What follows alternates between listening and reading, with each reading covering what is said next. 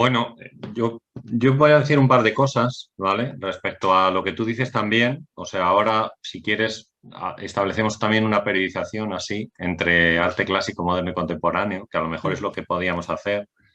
Dije que me sorprendió la fecha que había dado Fernando con 1989 y empiezo por ahí, que es verdad que se produce la caída del muro de Berlín y también la desintegración de la Unión Soviética. Y es que, claro, la fecha que da Fernando al final enlaza con los planteamientos de Frederick Jameson, yo creo, con su libro sobre la posmodernidad también, y un poco con la llegada de lo que él habla de nuevos medios que se incorporan al mundo artístico y que antes no tenían una vigencia excesivamente grande, como podía ser, bueno, pues el vídeo, por ejemplo, ¿vale? Y que después vamos a ver que sí se mantienen a lo largo de las siguientes décadas y sobre todo yo creo con grandes instalaciones de artistas, como tú has citado antes, Raya Bilbiola, por ejemplo, a lo largo de los 2000, o Julian Rossefeld, o otros grandes que han trabajado también, o Christian Marclay, o personas que han trabajado con grandes instalaciones de vídeo. O sea, el vídeo que surgió además como una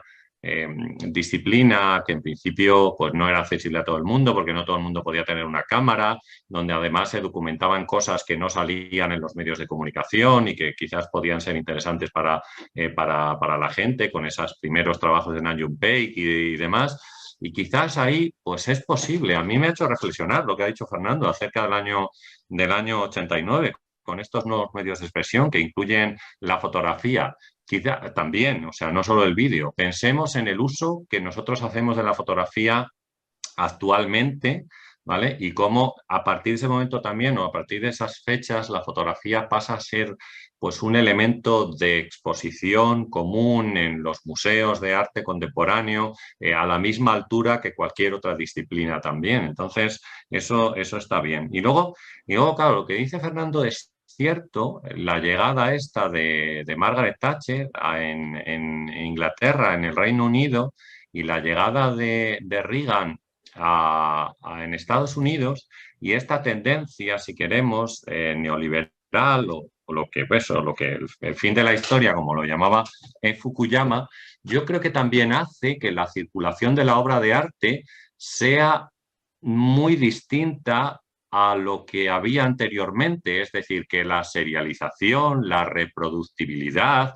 este tipo de cosas sean palabras de uso común para nosotros que vivimos en una sociedad de consumo. Es decir, cuando la obra de arte, que no era totalmente una obra de consumo, se ha convertido ya en un elemento fetiche para todo el mundo, ¿no? O sea, y que cualquiera puede acceder a él, porque si Mm. serializamos las obras es más fácil. Es decir, antes comentábamos, no todo el mundo puede acceder a un cuadro de Antonio Saura de 3 por 3 metros, indudablemente, pero a lo mejor sí es posible acceder a una litografía firmada por Antonio Saura en una serie de 100 o 150. Este tipo de distribución promiscua del arte, vamos a decir, nos lleva también a, bueno, un parámetro diferente en lo que tiene que ver con el concepto que quizás podamos tener de arte contemporáneo. Fernando comentaba también, y yo quiero insistir en ello, acerca de que, claro, hasta este momento, cuando hablamos quizás de arte clásico, de arte moderno, hemos tenido una visión muy eurocentrista de todo. El único parámetro que nos hace cambiar ese eurocentrismo sería el expresionismo abstracto en el momento en el que surge en Estados Unidos, porque yo creo que el primitivismo, por ejemplo, que tenían muchos de los artistas de principios del siglo XX era algo como anecdótico, ¿no? Es decir, cuando Picasso incluye las máscaras y este tipo de cosas, se podía considerar más una anécdota, una experimentación con algo que no se consideraba como artístico y que se introducía dentro de la obra de arte, ¿no? Pero claro, esta tendencia a la globalización que se produce a partir del año 1989 nos lleva también a que existen nuevos mercados, nuevos artistas en otros mercados diferentes que también se pueden introducir a nivel global, ¿no? Como pueden ser pues estas obras de artistas africanos, artistas indios o artistas chinos o de todo, que antes a lo mejor pues no estaban tan en boga, ¿no? Digamos. O sea que Yo creo que eso por ahí, por un lado.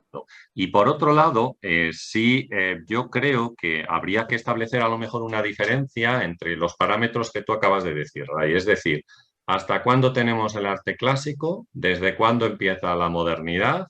¿Y cuándo acaba la modernidad o cuándo consideramos que acaba la modernidad? Como decíamos, hay artistas que piensan que la modernidad se acaba pues con la llegada del arte pop en esos años, 1962 o 1964, como ha dicho, como ha indicado Fernando también. Entonces, claro, a mí me surge una pregunta aquí que también quiero lanzaros y a ver qué os parece sobre esto.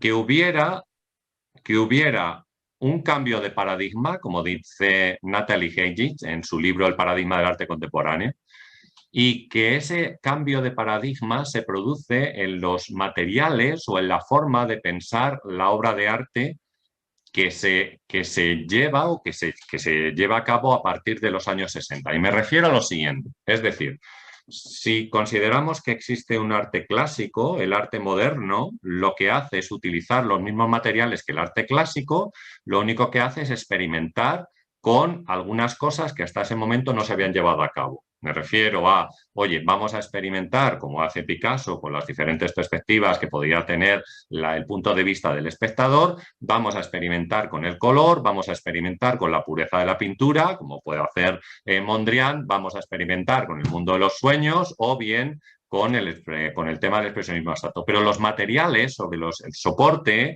digamos, sobre el que se asienta, en este caso, el hecho pictórico, sería el mismo.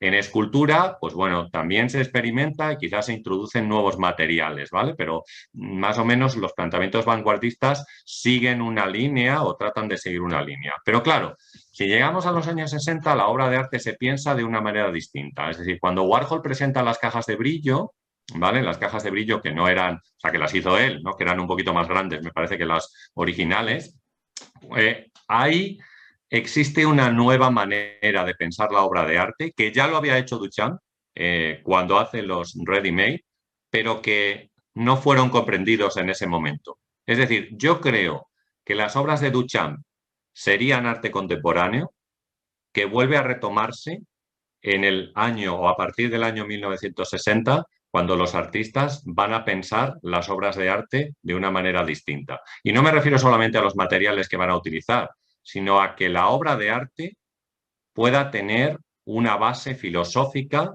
para su explicación a partir de ese momento. No digo que antes no la tuviera, porque a lo mejor es posible hacer una base histórica, si queréis, de la obra de arte de Picasso, de Mondrian o de Jackson Pollock, ¿no? Pero sí que la parte de la filosofía del arte sea más importante que la obra que el espectador tiene delante de él.